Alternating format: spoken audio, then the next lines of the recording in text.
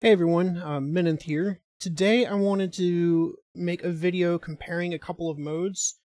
In the new Steam Input user interface, let me get into edit layout. If you were to come to the trackpads, let's say, and go into the behavior, this is the entire list.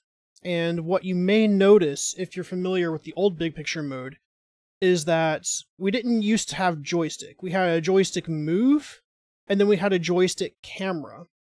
And what joystick camera did is it had this ability called adaptive centering kind of baked in, where the first place you touched down on the trackpad, that was considered the new center. And then as you moved around from there, it would deflect the virtual joystick from that position. And then joystick move did not have that. In new big picture, however, we just have the one joystick mode, and if you go into its settings, it has adaptive centering as an option.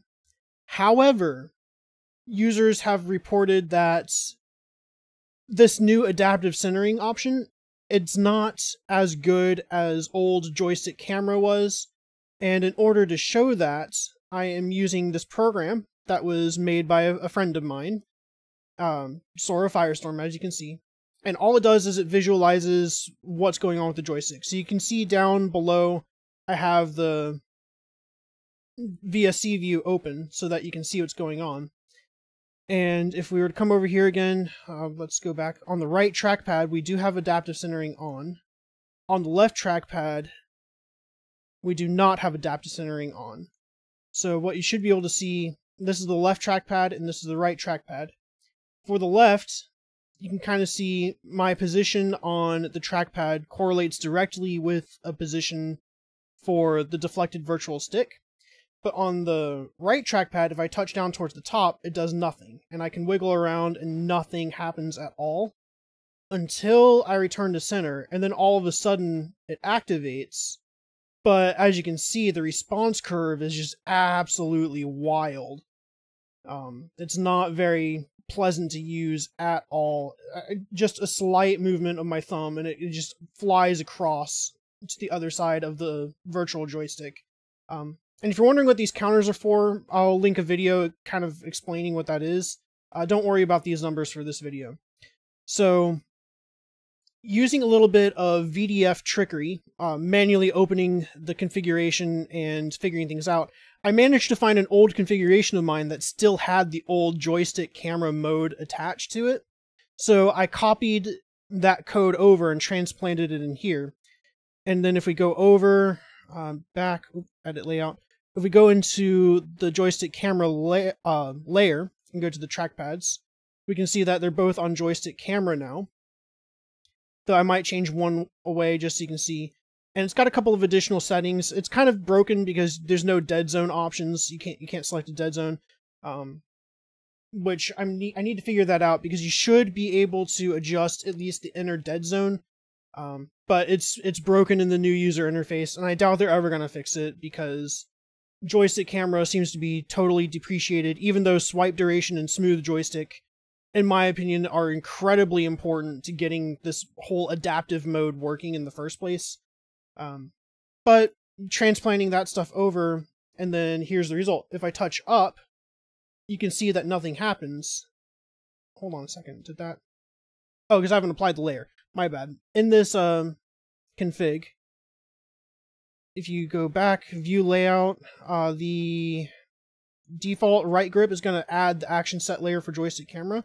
And in there, the right grip's going to do nothing and the left removes it. So I got to press right grip first. Now I'm in the joystick camera layer. And if I touch up, you can see it stays in the center. And then as I move my thumb around from there, it goes around. So it operates entirely differently to what adaptive centering does. There is a little bit of weirdness in the center, which is why I think, it should have the dead zone. But really, what this mode was for, if you see how I'm swiping, that's kind of like a trackball mode almost, where it swipes. And on the left one, you can kind of see it. It's much faster because of how I have the settings designed. But it operates way differently than joystick with adaptive centering. Joystick with adaptive centering on, it's not adaptive centering. You actually do have to start from the center. But when you do that in this mode, for whatever reason, the response curve is just absolutely ridiculous. So again, let's compare that to a joystick camera, which, if I touch near the top, it's got a little bit of a weird response as well. But again, it's designed kind of to swipe like that. So, and if you start from the center, the response curve is much more even in joystick camera mode. It's not nearly as wild. You have more control over everything. So that's all this video is to do, is show that the new adaptive centering mode functions differently than the old joystick camera mode did, and not in a particularly good way. So I'm going to be uploading this program to a Google Drive so that you can download it yourself and verify. I'll also be including a link to this configuration so you can kind of see for yourself and play around with it. And at some point in the future, I'll also be making a video going over how to work with the VDF files themselves, including how to find them, how to open them, the different segments of them, and what all of these sections mean. But anyway, that's all I had for now. Thanks for watching. I hope you found it interesting. And until next time, learn a new skill.